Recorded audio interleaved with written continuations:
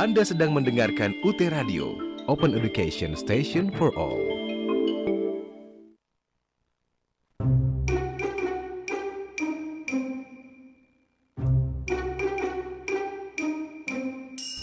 Duh, udah mana mau ujian, belajar gak ngerti-ngerti lagi.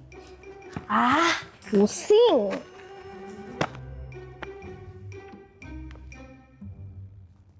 Wah, apa nih? Tutorial radio. Cek kali aja ada materi yang aku ngerti.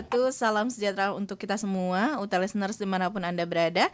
Senang sekali saya Eka Ardhinie kembali menemani Anda kali ini dalam program tutorial radio UT Radio Open Education Station for All. Dan kita mau bahas terkait dengan why should we teach English to young learners. Dan ini diambil dari program studi pendidikan bahasa Inggris ya. Maka dari itu di studio kami saat ini sudah ada Ibu Hidayah S.Pd M.Pd atau kita panggil Mrs. Hidayah ya. How are you today? Alhamdulillah, I'm so fine so far. Okay. So today we will talk about why should we teach English to young learner. Is that right?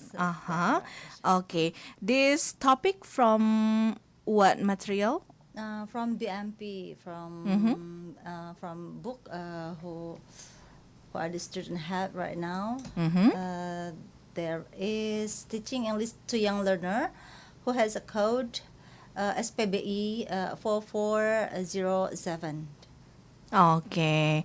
Dan UT listeners, untuk Anda yang barangkali punya pertanyaan, boleh ya Anda sampaikan melalui Instagram kami @radio.ut atau juga melalui kolom komentar YouTube Universitas Terbuka TV. Dan Mrs. Hidayah ini one of the lecturers in the English Education Department ya, UT listeners. Okay, so we are beginning the discussion on teaching English to young learners as a global trend. Mrs. Hidayah, a very engaging topic, especially for students of the English Education Study Program who are currently taking the course teaching English to young learners. So, Mrs. Hidayah, could you please explain what is meant by teaching English to young learners as a global trend? All right, Mrs. Eka. Okay. I want to for the next slide. You still thankful for teaching English for young learner has become a global trend. Look at the chart in here. The research carried out by Kode and Copeland here that there is English language. It's become a global trend. Because the research of here carried out by that English subject has been introduced into elementary school curricula in many countries. In addition, there were more than 4,400 English young learner teachers in 2013 has been delivered that the introduction of English at the primary school that is an important policy development in education. After research also indicate that teaching English to young learner has been a global trend due to the practical need that English is spoken more speakers in the world. It have been stated by Ethnology 21st edition, and so learning English since early age will prepare and equip learner for international communication, Ms. Eka. Okay, so based on this chart, we can see the highest, top 10 most spoken languages. The highest is English, is it right? That is so right. teaching English to young learner as global trend. Yes. Oh, okay. Top 10 most spoken language in on 2030. Yeah? Okay, and English is the first 20. stage, yeah? Yes. Okay. So, Right. Ms. Hidayah, how is the teaching of English implemented in Asian countries, particularly in developing nations, and what challenges and opportunities that it present? All right, Miss Eka. Teaching English to young learner is expanding across several Asian countries. Notably here, for example, in Thailand, it's an important means for global communication, educational progress, and future employment. Thailand has incorporated English into the primary curriculum to develop student communicative abilities early on. So I have, for example, in Thailand, this right here, you can click the student, the example for teacher, for the teacher tips for teaching English in Thai student 2025 there. So the government has introduced English to the young learner in Thailand, and so in Vietnam too has invested in the teacher training program and curriculum reform to strengthen English proficiency among young learners, recognizing the importance of English economic and cultural integration within the Asia community. So, the English commonly offered as local content in primary school. Despite uneven resources, a varied teacher expertise, and regional disparities, there is growing interest in communicative, student-centered approaches that help children use English as a practical, everyday skill, Ms. Eka. Overall, the regional growth of teaching English to young learners reflect shared effort to ready younger generation for global engagement by improving policy, pedagogy, and access to English learning for further study. So, for the student, please review that all those links, for example, in Thailand, Vietnam, and TEYL in Indonesia, also that to broaden your knowledge, of course, and supplementary learning material. You can access the link in the slide below. Okay, so those are the several example of Thailand and Vietnam, right? So how about in Indonesia, Mrs. Hidayah? We want to know about teaching English to young learners in Indonesia. All right, Miss Eka. In Indonesia, was first introduced to teaching English to young learner, or TEYL, in the 1990s. Here is in Indonesia, there are several contexts, like national context, literacy, cultural context, trans language, and teacher education context here. So the idea sparked mixed reaction, including objection, disagreement, curiosity, and positive responses toward teaching a foreign language to children in Indonesia. So, teaching English to young learners has faced both acceptance and rejection due to several challenges. The main concern centered on the limited number, distribution of qualified TEYL teachers, as those with adequate knowledge and skill were mostly concentrated in big cities. Additionally, the lack of appropriate English textbooks made difficult for school in remote areas. So, to implement teaching English to young learners effectively, although improvement and innovation have been made in this field. So, now challenges have emerged, such as the influence of globalization, regionalization on teaching English to young learners, its role in literacy development, the cultural content of learning material, and the choice of language as a medium of instruction in TEYL itself in the classroom, of course. These issues will be elaborated and discussed further in this unit. So the student have to read further the unit effectively and correctly. Okay. Before I ask the next question, I remind you, listeners, TEYL is teaching English to young learners. Yeah, so TEYL is teaching English to young learners. And so, Miss Hidayah, the statement highlights the historical development and challenges of teaching English to young learners in Indonesia. It is clear that while the inclusion of TEYL in the elementary school curriculum in 2004 represented a significant step forward, the implementation process has not been without obstacles also. The main issues, such as shortage of qualified teachers, the unequal distribution of competent instructors between urban and rural areas, and the lack of appropriate teaching materials, and then illustrate structural challenges that persist in Indonesia's educational landscape. So, after the student learned the material, what are general competencies they will have?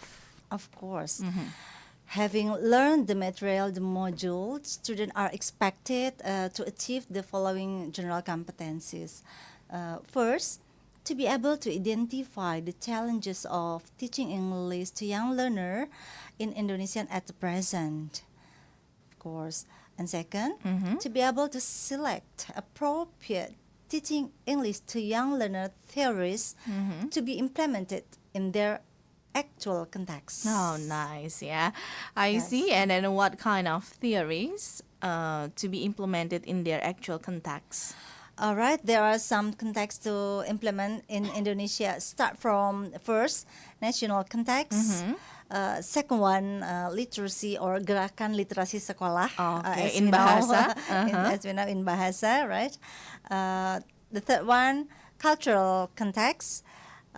Fourth, trans language, and last, teacher education. Okay, so we will discuss one by one, Mrs. Hidayah, and then after we know those kind of contacts, can you explain what is that for each contact mean? Oh, sure. We can start from the first one. National There is context, national okay. context, right? Indonesia is one of the most linguistically diverse countries in the world, within 707 living language and Javanese spoken by over 100 million people. Despite this diversity, Bahasa Indonesia serves as national language and lingua franca, right? Most Indonesian are bilingual or multilingual. The Indonesian people, as we know, can speak Indonesian language, Sundanese language, or Javanese language, as we know, or Bataknese, or the others. Yeah. So this raised question about whether introducing English at an early age.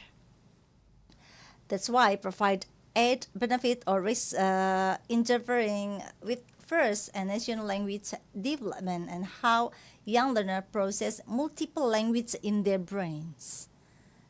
So, in the early age, we have to taught them as quick as possible.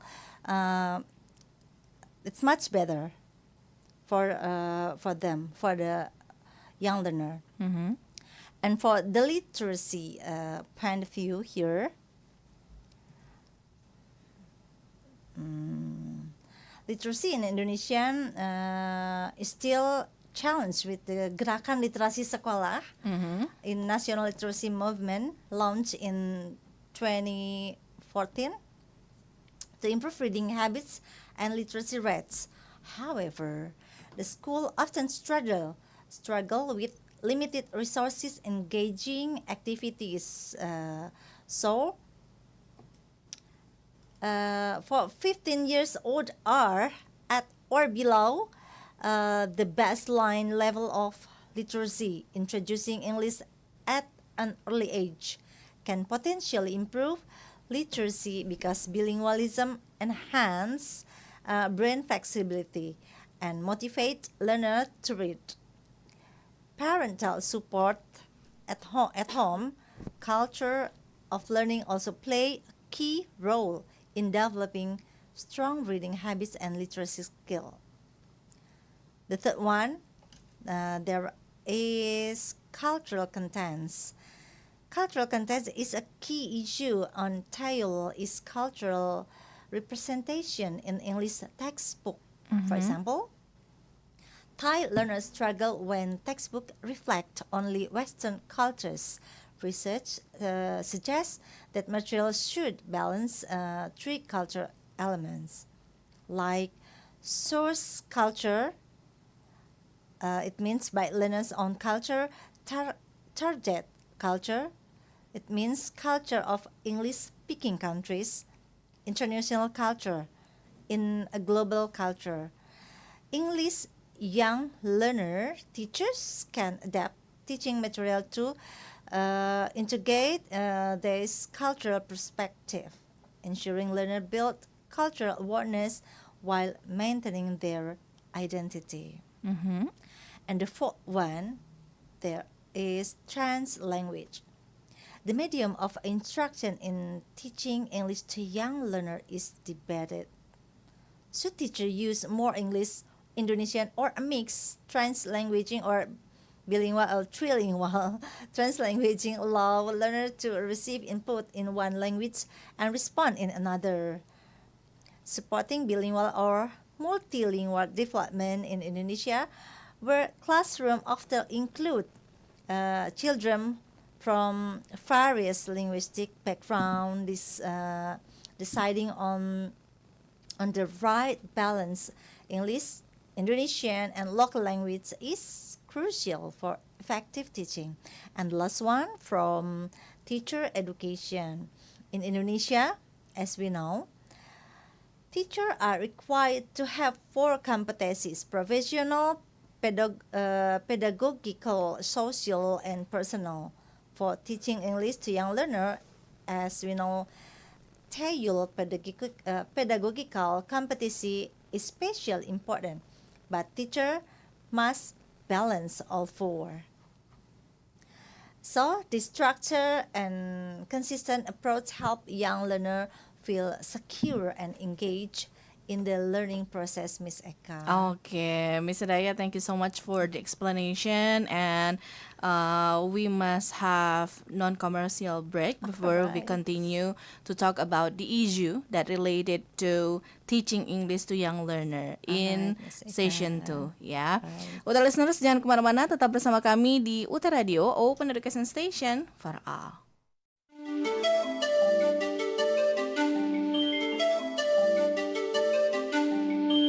Anda sedang mendengarkan UT Radio, Open Education Station for All.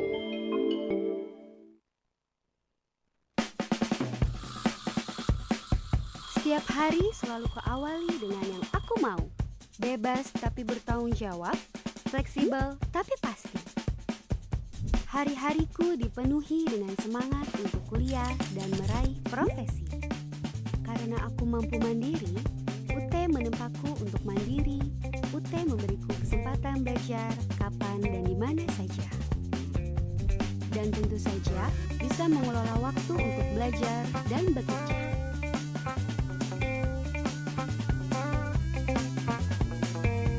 Hingga kini, aku mampu meraih profesiku.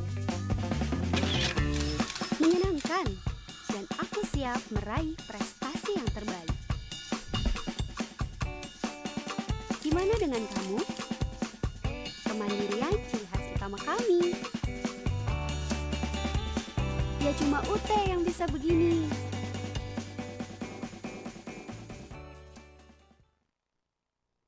Saya benar-benar yakin bahwa masa depan Indonesia itu bertumpu pada Universitas Terbuka ini. Tidak mungkin ada revolusi pendidikan tanpa teknologi, dan sekarang universitas yang sudah full online, full teknologi ya Universitas Terbuka. Ya semoga Universitas Terbuka ini semakin berkembang, amin, semakin baik ke depannya, karena benar-benar untuk bisa meningkatkan skill dari seluruh lulusan SMA di Indonesia yang banyak sekali, itu ya paling mudah dan paling scalable itu ya melalui online. Sesuatu yang tidak mungkin bisa terjadi tanpa adanya teknologi. Dan Universitas Terbuka itu adalah a key player in this, di higher education.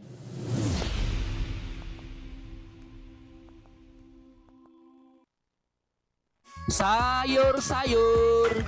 Harga-harga sekarang pada mahal. Tiap hari masuk kayak kangkung terus. Lihat tuh, udah jadi PNS. Padahal kuliah aja enggak. Pasti sarjananya beli. Dia kan gak pernah kelihatan pergi kuliah.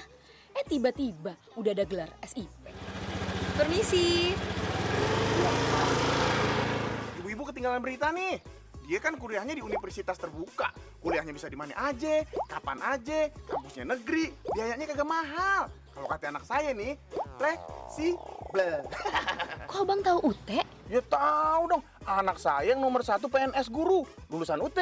Nah yang nomor 2 sekarang udah semester 5. Wah hebat abang ini, jualan sayur anaknya kuliah semua. UT itu kan mahasiswanya beragam, dari mulai kalangan elit sampai ekonomi sulit kayak saya.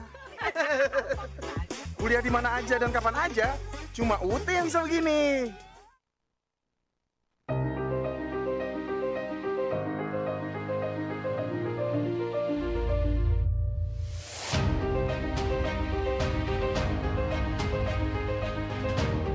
Selamat datang di Universitas Terbuka. Kali ini aku akan mengajak kamu untuk virtual campus tour di Universitas Terbuka. Universitas Terbuka atau UT memiliki kantor pusat di Pondok Cabe, Tangerang Selatan, serta 39 unit program belajar jarak jauh atau UPBJJ yang tersebar di seluruh Indonesia.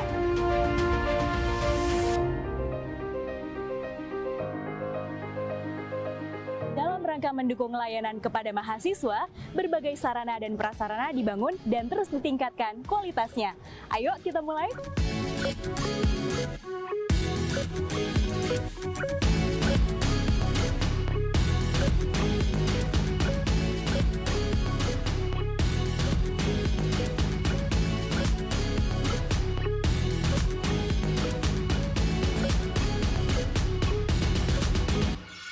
Di kantor pusat, terdapat gedung fakultas yang merupakan jantung dari pengembangan produk akademik UT.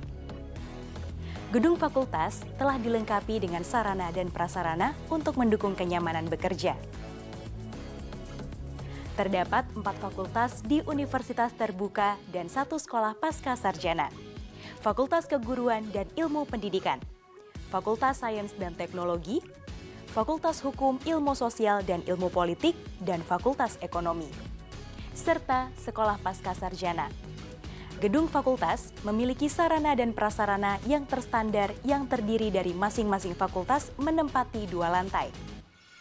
1 lantai diperuntukkan untuk ruang layanan mahasiswa, ruang konsultasi mahasiswa, ruang dekan, ruang wakil dekan, ruang kepala bagian tata usaha, ruang tenaga kependidikan, dan ruang sidang. Ruang sidang dilengkapi dengan fasilitas video conference yang digunakan untuk rapat koordinasi dengan dosen yang tersebar di UPBJJ, serta ujian sidang untuk mahasiswa pasca sarjana. Ruang dosen menempati 1 lantai yang terdiri dari ruang sidang, ruang dosen, ruang ketua jurusan, dan ruang ketua program studi. Masing-masing lantai dilengkapi dengan ruang makan, musola, dan toilet yang nyaman dan bersih. Masing-masing dosen dan tenaga kependidikan memiliki kubikel sebagai ruang kerja. Kubikel ini berukuran 2 x 1,5 meter. Setiap kubikel dilengkapi dengan komputer yang telah terinstal Microsoft 365 yang berlisensi. Untuk mendukung layanan kepada mahasiswa, Universitas Terbuka juga memiliki beberapa sarana dan prasarana pendukung sebagai berikut.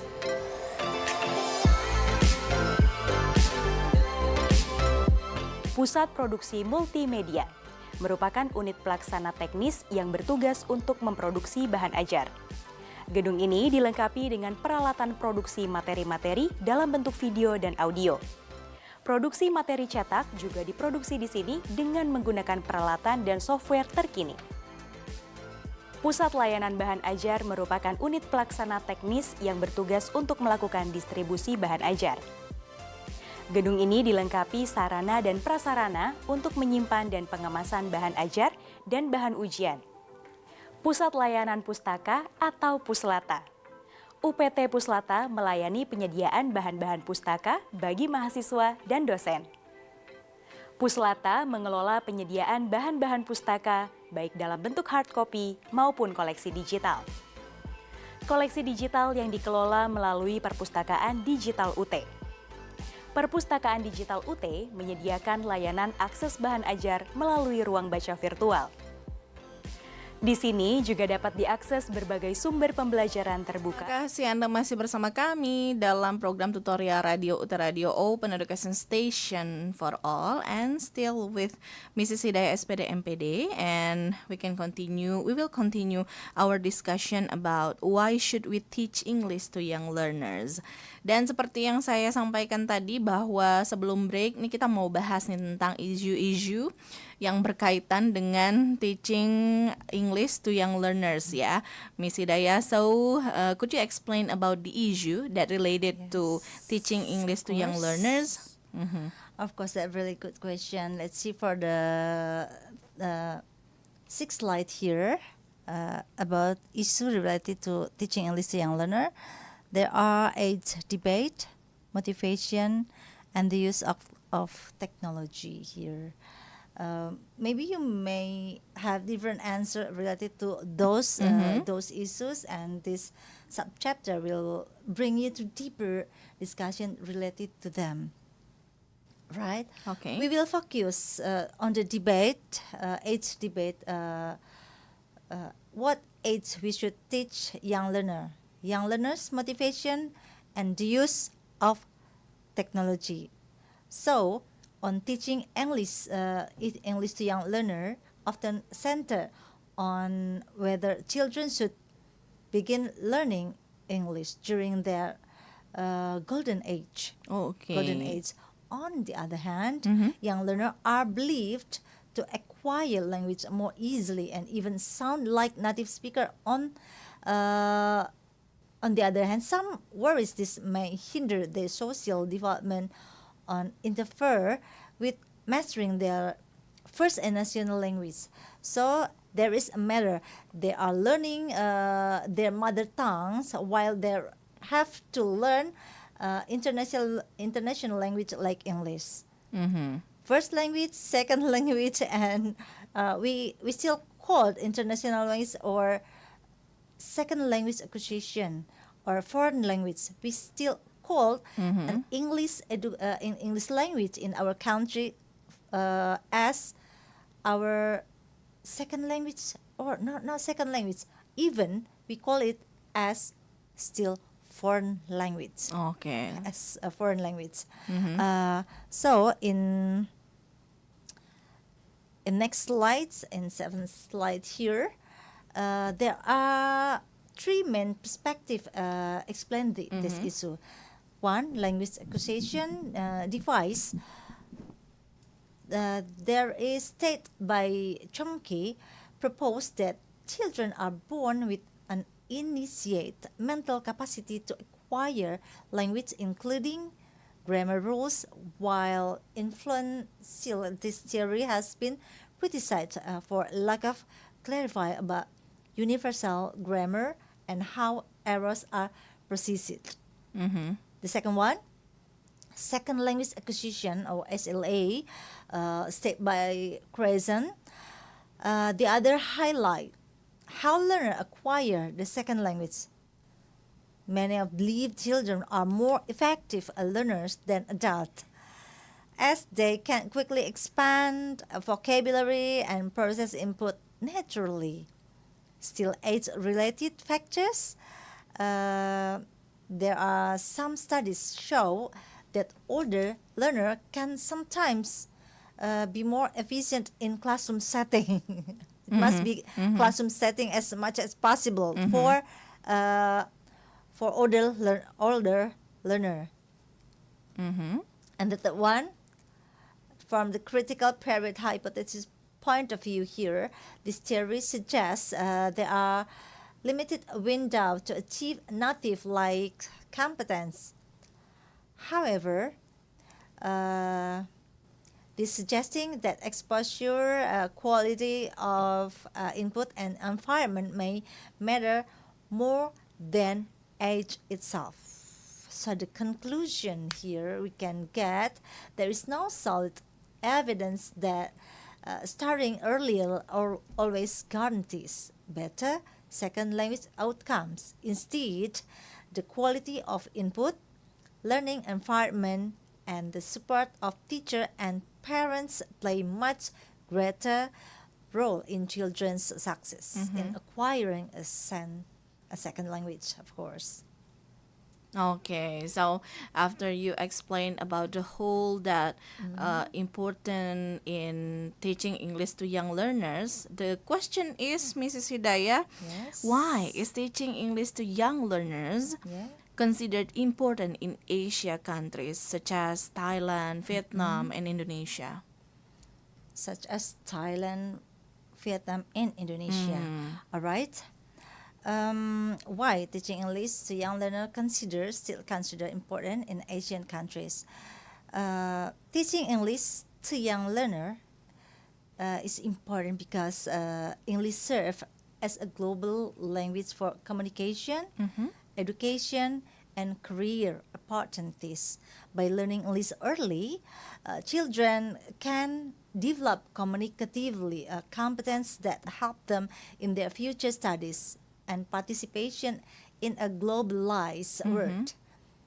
And those countries like Thailand, Vietnam have integrated English into their curricula, while Indonesia still developing for TEYL itself, showing that the region recognizes English as a key to competitiveness in an international context, of course. Okay, so Mrs. Hidayah, is it okay to introduce foreign language Yes. to the children in their golden age? Yes, of course. Okay, because Of course. some say that don't give the children with the mixed language because they will confuse to get no Yes. information, or after that maybe they have a problem with language or with their daily activity, daily conversation, because you introduce the mixed language to them. So No, there's no problem at all. But it's such a good point, such a good point that we have to give as much as possible the vocabulary to the golden age or young learner in the golden age. That why they have catch that vocabulary naturally. okay. More than the adult, adult learner, of course. Because someone said that the young learner is a fast learner, Fast learner than adult than adult learners. learner. Okay, okay. So another question: what are the main challenges in implementing TEYL in Indonesia? The challenges include maybe the first one, it's limited number of qualified teacher with proper in teaching English to young learner training. Second problem is uneven distribution of competent teacher, with most concentrated in the big cities.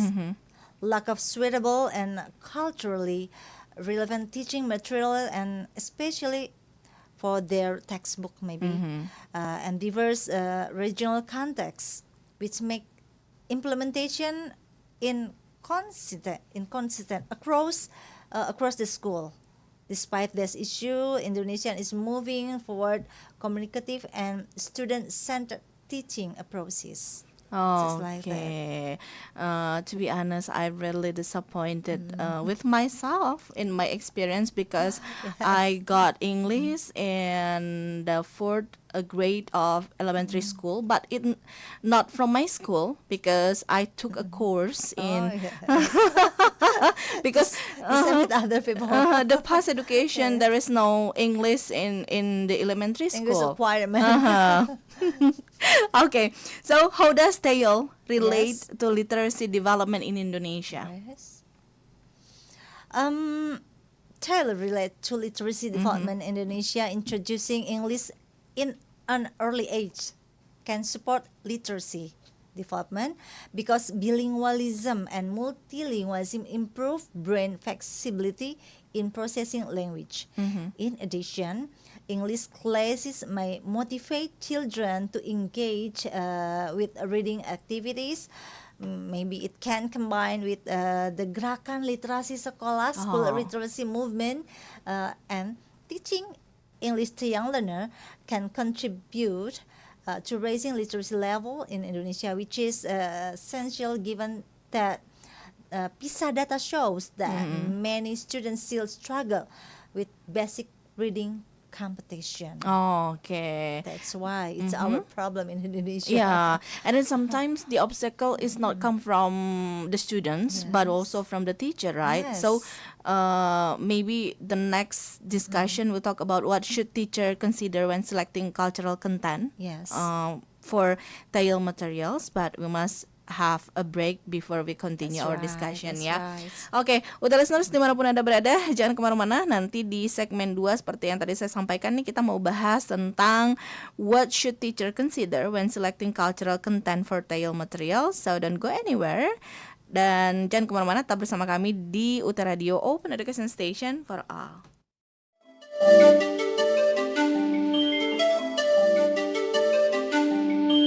Anda sedang mendengarkan UT Radio, Open Education Station for All.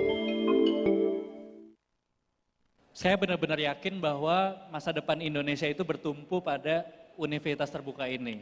Tidak mungkin ada revolusi pendidikan tanpa teknologi, dan sekarang universitas yang sudah full online, full teknologi ya Universitas Terbuka. Ya semoga Universitas Terbuka ini semakin berkembang, amin, semakin baik ke depannya, karena benar-benar untuk bisa meningkatkan skill dari seluruh lulusan SMA di Indonesia yang banyak sekali, itu ya paling mudah dan paling scalable itu ya melalui online. Sesuatu yang tidak mungkin bisa terjadi tanpa adanya teknologi. Dan Universitas Terbuka itu adalah a key player in this, di higher education.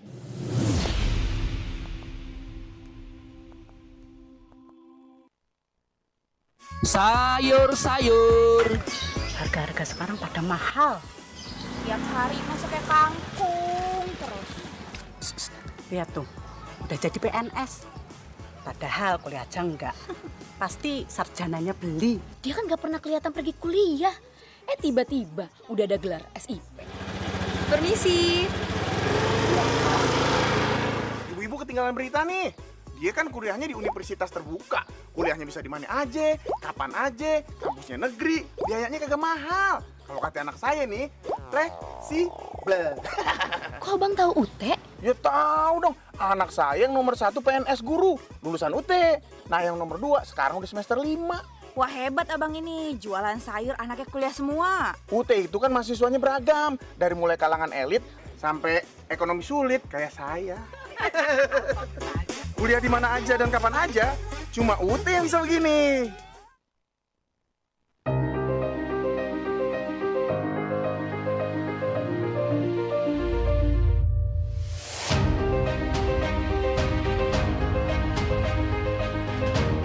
Selamat datang di Universitas Terbuka. Kali ini aku akan mengajak kamu untuk virtual campus tour di Universitas Terbuka. Universitas Terbuka atau UT memiliki kantor pusat di Pondok Cabe, Tangerang Selatan, serta 39 unit program belajar jarak jauh atau UPBJJ yang tersebar di seluruh Indonesia.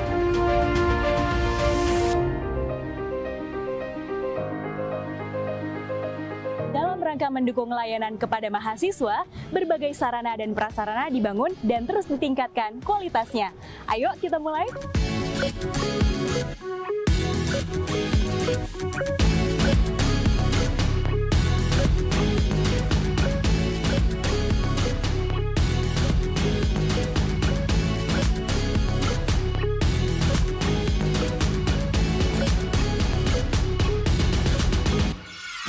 Di kantor pusat, terdapat gedung fakultas yang merupakan jantung dari pengembangan produk akademik UT.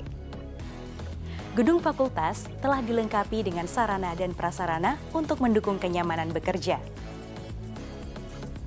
Terdapat 4 fakultas di Universitas Terbuka dan 1 sekolah pasca sarjana.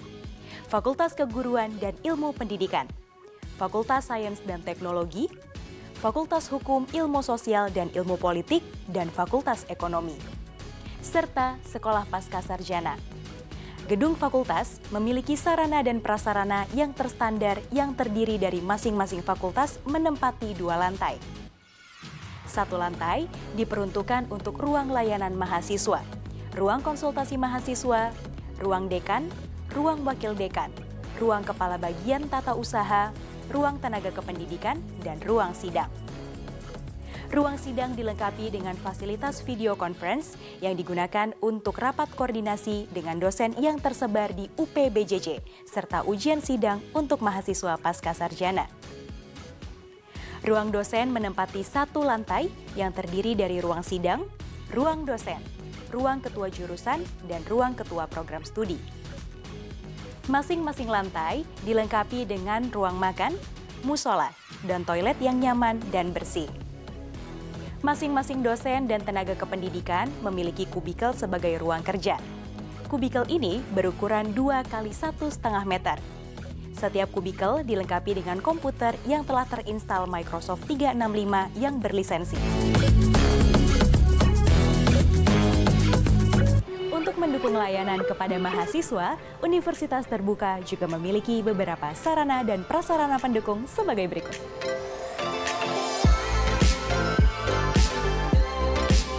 Terima kasih Anda masih bersama kami dalam program tutorial Radio UT Radio Open Education Station for All, and still with Mrs. Hidayah. And so let me continue about our discussion, Miss Hidayah. And then the question is, how does and then what should teacher consider when selecting cultural content for TEYL materials? All right, English young learner teachers should ensure that materials represent 3 cultural dimensions. The first one is such culture, like Indonesian culture or local culture. This is the example in English language learning talking about tradition such as Lebaran, gotong royong, wayang, batik, or local food in English. Rendang. Yes, for example, student may learn how to describe rendang or sate in English. Okay. That the purpose of that learning is to help students express their cultural identity in English, to build pride in their own culture while preparing them to share Indonesian culture with others. The second one is target culture, English speaking and culture. The target culture refers to the culture English speaking countries such as United States, United Kingdom, Australia, or Canada, or New Zealand itself. They have to discussing traditional like Thanksgiving, Christmas, Halloween, and daily life in cities, and their cities such as London or New York. Using reading text or video that can introduce communication style, how they have like social habits in English-speaking people. The purpose to help students understand social norms, expression, and cultural context behind an English people, to enable them to communicate more appropriately with native speaker or when engaging with authentic English material. And the third one, international culture, global culture. The global culture here, culture refers to a global culture that cross national boundaries, not limited to Indonesian English-speaking countries. For example, in English language learning, there such as pop music, international sport, global environment issues, that internet culture, fast food or Hollywood K-pop movies. For example, we have to allow them to see those videos I have given, for example, in a global issue like climate change, world peace, or human rights. There is to provide students with intercultural competence so they can communicative with people from many countries. So just native English speaker, just like them, to foster a global perspective, preparing to be active member of the international community. This balance help students appreciate their own identity while understanding English, a global language itself.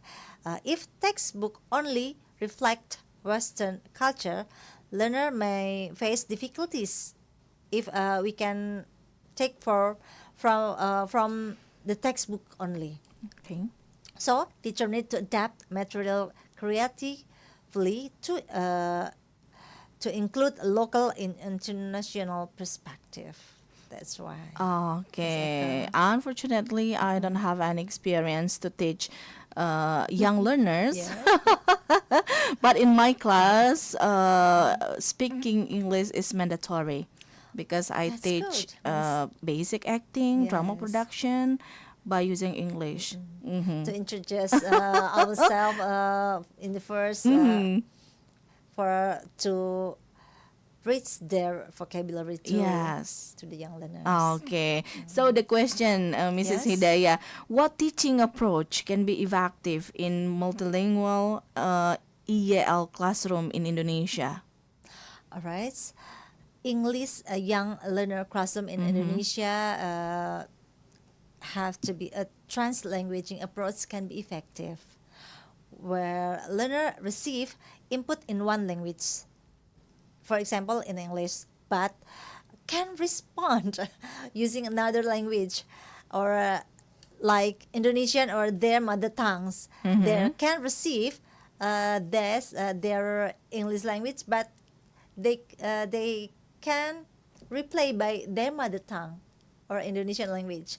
Now, this approach respects student multilingual background, build a positive experience for them, and support comprehension. However, teacher need to balance English use local language to maintain effective learning outcome. Learning for their outcome. Okay, yeah. So we can continue the question from UT Yes. listeners. Yes, And of course. I have seen in YouTube Universitas Terbuka TV ya.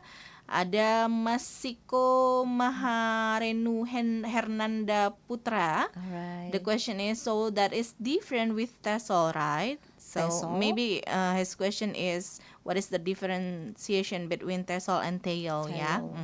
TEYL, as we know, teaching English to young learner,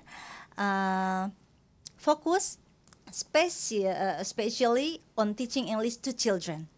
The age around 3 to 12 for their age. It is a branch of English language teaching that deals how kids acquire English, their developmental stage, child-centered teaching method like that. And TESL is a broad field that covers teaching English to any non-native speaker, regardless for age. Children, it can be for children, it can be for teenager, even for adult. That include multiple contexts such as English ESL or English as a second language, often in English-speaking country. Now, differences between TEYL and TESL itself from the characteristic to the learner itself. TEYL learner have shorter attention spans, learn best through by playing with them, by song, by reading a stories or storytelling to the learner, to the young learner, by games and movement right then here. But we can say in using English, acquire language naturally as much as possible. So how they learn their first language naturally, by game, by playing, by song, and the other. They are need high level of motivation and engagement. While TESL learner, maybe children, teenager, or adult, often have clearer learning goals, like academic success, for a career, for advancement, or for migration to abroad, to another country. So adult learner really more explicit grammar explanation and structured learning for TESL. While TEYL, or teaching English for young learner, use child-centered, playful, interactive method. For TESL, we have said for broader range for approaches depending on the learner age and purpose itself. My emphasis academic English for specific purposes, for example, business English or exam preparation, for example. They often includes explicit grammar instruction for formal skill development, like reading, writing, speaking, and listening itself. So, while TEYL have a managing classroom behavior and short attention spans, creating fun yet effective lessons, limited vocabulary for TEYL, developing literacy skill in both L1 and L2, while TESL has meeting diverse learner needs, balancing cultural and linguistic diversity, addressing motivation like error in adult learner. In short, TEYL is subset of TESL, focusing only to young children, while TESL is like an umbrella term covering teaching English to all non-native speaker, including children, teenager, and adult in both English for second language or English as a foreign language context. Okay, so that's different between TESL and TEYL, ya. For Mr. Siko Maharanu Hernanda Putra, thank you so much for your question. And then Mbak Dewi Simamora, Ibu dosen cantik, thank you for the information. I hope I can apply it to the kids at home. Very important. Thank you Ibu cantik. Terima kasih juga Mbak Dewi Simamora ya. And then Helmalia, Mbak Helmalia, we are currently facing the biggest challenge as teachers in this country, especially as English teachers, which is both a foreign language and an international language. Both. Any comment? Yes, I have. I don't have to to answer that the statement. I have just commented. Just giving a comment. There is English teacher who live countries. English teacher who live here in Indonesia, where English considered as a foreign language, or EFL, such as Indonesia, face both unique challenges and opportunities. Unlike in countries where English is the first or second language, students in EFL context usually have limited exposure to English outside the classroom. This means that teacher become the main resource of language input, right? And their role is crucial in creating meaningful like learning opportunities. One challenge is that teacher must often give them bridge the gap between students' local culture and the global use of English. Answering that lesson have a relevant and motivating. So they also need to be creative in using available resources. Since authentic linguistic material or environment may not always be easily accessible. On the other hand, teaching in English foreign language like our country allow teacher to design learning experience that contextually appropriate for the students. They can integrate local culture, student daily lives and global issue into lessons, making English more meaningful. Moreover, English foreign language teacher often serve as a role model for their students, Okay. like showing that English proficiency is achievable when without living in English-speaking country. In short, English teacher in foreign language country like us carry an important mission, not only to teach language but also to build up the students' confidence, cultural awareness, like readiness to engage with the global community itself. Okay. That's all, Miss Eka. Okay, thank you for the comment, yeah. And then thank you so much for your opinion, Miss Helmalia. And even teaching English is the biggest challenge as a teachers, but I hope you are still keep being eager to teach English. Okay, the last one, Mbak Tengku Via. Hi Miss Hidayah, thank you for the explanation. Wishing you even greater success. Salam Gita Sutra. What is Gita Sutra ya? Salam Gita Sutra. Gita Sutra is a choir of UT. Oh, okay. So you also one of the member? Yes, I'm one of the member choir? of Gita Sutra Oh, choir. Gita Sutra choir. Yes. Okay, Miss Helmalia, thank you for the explanation, Miss. May God bless you. Thank you so much also, Miss Helmalia. Okay, Miss Hidayah, the last one is please draw conclusion about the whole topic that we have discussed in this tutorial radio. Oh, sure. Sure, Miss Eka, my pleasure.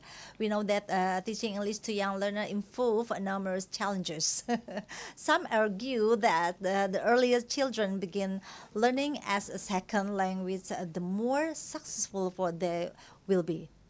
However, many different factors influence this process, which can be examined through perspective such as language acquisition device, the critical period hypothesis, and the zone of proximal development. Another key concern is learner motivation.